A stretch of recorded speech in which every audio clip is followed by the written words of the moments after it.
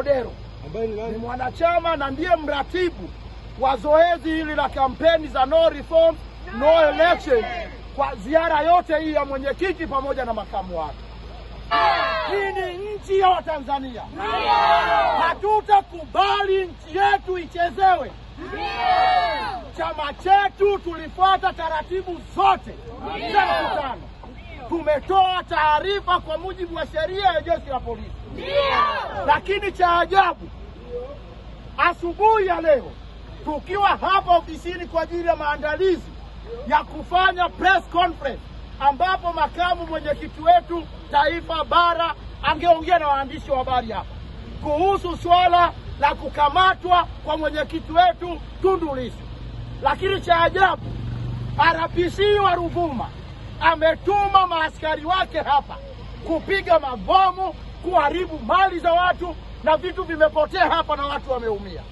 Lakini wanaogopa kwa sababu mikutano yote ambayo tumefanya tangu tulipoingia mkoa wa Lindi, mkoa wa Mtwara na Ruvuma, tumekuwa na mafanikio makubwa kwa uungwaji mkono na wananchi. Kwa hiyo tunatoa wito kwa jeshi la polisi. Jeshi la polisi wasitubipu. Hayo mabomu wanayotumia ni pesa za walipa kodi wa nchi. Kwa hiyo hatukubali. Tutaendelea na mkutano wetu kama ulivyopangwa.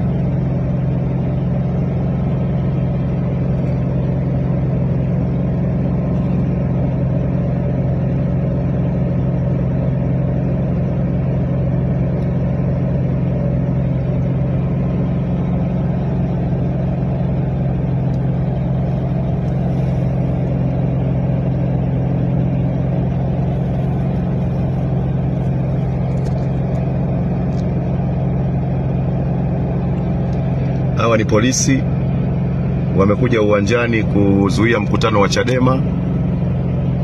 Mheshimiwa John Heche kama anavyoona makamu mwenyekiti kama hivi anapambana nao hapa kule Tafulani.